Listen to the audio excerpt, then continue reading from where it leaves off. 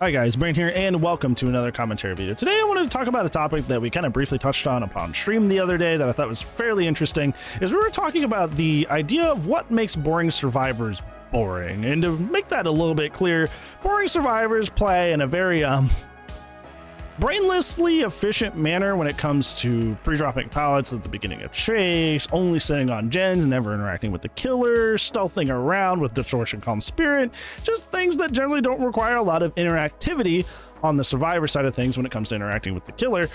Those would be what we would qualify as boring survivors. And we're trying to talk about like what instigates that kind of gameplay, because we couldn't just like wrap our heads around why would somebody willingly want to not interact with the game as much as possible. What would make people want to just only basically play Dead by Daylight as kind of a single player experience with very few outside influences? Because that just seems on the surface boring. But what it ended up boiling down to was one of the big things that I've realized is that for survivors, there's really not a whole lot else to do. Yeah, let's go ahead and talk about it. So survivors aren't really actually characters. Yeah, they may all have different names and different skins, but unlike killers who have all of their own individual powers that very much mix up the style of gameplay that happens match to match, no matter what perks or add-ons they bring, survivors are essentially just one character with a bajillion different skins.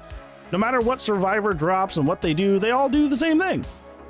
They're all literally the same. Like a survivor that drops runs the same speed as the next survivor drops, as the next survivor that drops. The survivor that drops in the new chapter is the same gen speed as the last survivor and the last survivor before that. There's no such thing as survivor powers or anything like that. So it's essentially just a big skin farm, which sounds way more disgusting and terrifying than what I actually meant there. But anyways, yeah, survivors don't have any powers that actually affect the gameplay, so they're very limited in what they're actually able to do to influence the match. So how do survivors actually mix up gameplay and make their matches feel different match to match? That's found in the perks. However, if you've noticed, survivor perks basically boil down to one of two things that people like to bring, realistically three. It's either exhaustion perks, gen progression, or stealth. That's kind of like the three main meta things that you see brought into every survivor game, because they're the only things that actually affect gameplay. The other perks that actually are fun and affect gameplay, like chemical trap, head on, like these perks usually aren't actually too beneficial to you actually winning the match, and a lot of the time it's really hard to get them to even go off, and if the killer is aware that it's about to happen, you can outright just deny you value out of these perks entirely. A perfect example of this was Champion of Light. Champion of Light being the new Alan Wake perk that once you blind somebody, you apply a hinder to them for a very short period of time, and then it goes on cooldown for a full minute. This perk dynamically affects the way that chases work, at least that first pallet drop works, because that is a guaranteed blind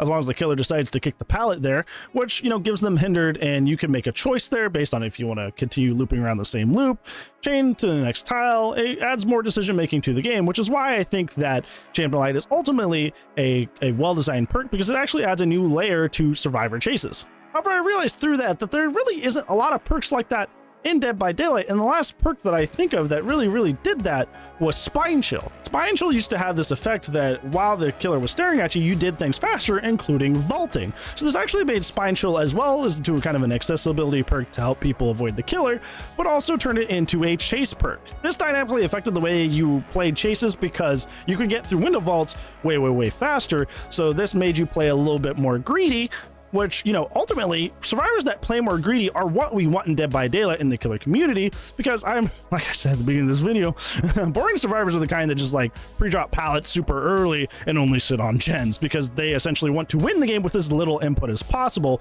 with as little interactivity with the killer as possible.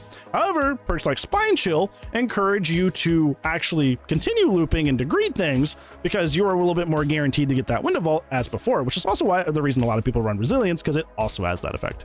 But Spine Chill had its effect removed, because a lot of killers complained about the ability of people to be able to get through windows more often, and ergo that was way too strong because it allowed them to extend chases. And, you know, now it's taken away, and now what do people mostly run? They mostly run gen and exhaustion perks, which have very little counterplay.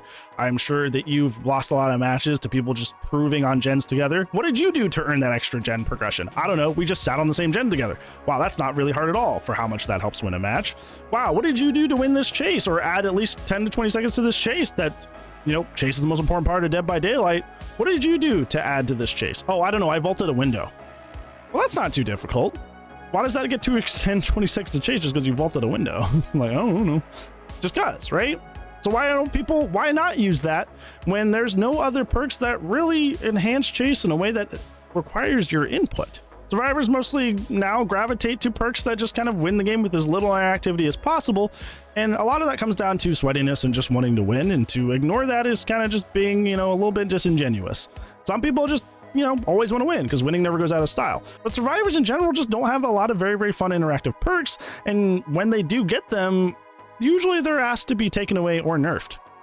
People complain about Champion of Light. I brought up Champion of Light as a perfect example of a perk that dynamically changes the way chases work for survivors if they brought a flashlight.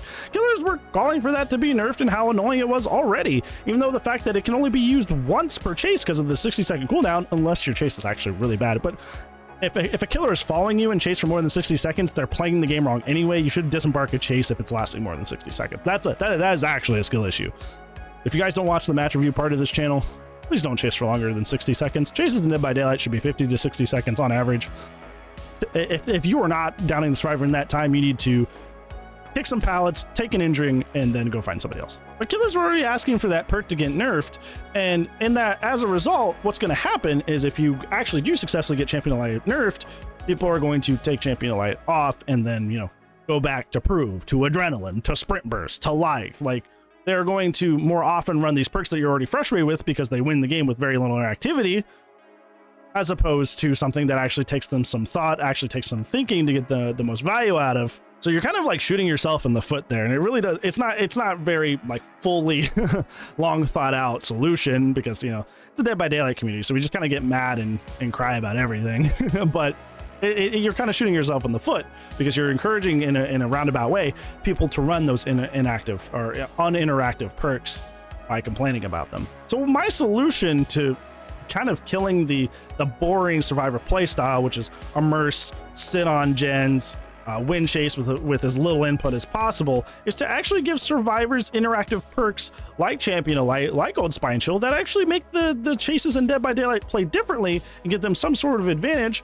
That way they can actually play the chases out dynamically instead of just hiding from the killer, especially since we have so many anti-chase killers in the game that are more and more increasingly aggressive. I'm looking at you, Chucky, Mr. Scamper, who just win chases for free. Survivors need some sort of alternate way to play chases. That way it feels smart, it feels dynamic, it feels like things are happening differently match to match. And I guarantee you, if we had more perks like Champion of Light, like Old Spine Chill, that actually made chases play out differently, people will be running those perks more often, as opposed to Prove Thyself, to the Lice, the Sprint Burst, to the usual meta that you're always used to seeing. TLDR, there are survivors that will always use the boring, uninteractive meta because winning never goes out of style. But there is a large group of survivors that only use the boring meta stuff because the alternatives are either outright bad or the things that quote unquote help in chase actually just aren't that helpful. Looking at you, Chemical Trap, that I mentioned earlier. So they're just going to run other things instead. We got to get that group of people that are running the more boring meta stuff because there is a vacuum of fun interactive perks, and give them some fun interactive options. That way they feel compelled to run those instead. Yeah, what do you guys think? Do you think that getting more fun interactive chase perks in the game would stop the whole boring survivor playstyle? Or do you think that it's just kind of a runaway train and boring people are just going to play boring either way? Let me know down in the comments below. This will be it for today's video, friends. Thank you so much for watching, but I do upload daily, so I will see you tomorrow. But if I do not, I will see you when I see you. Goodbye.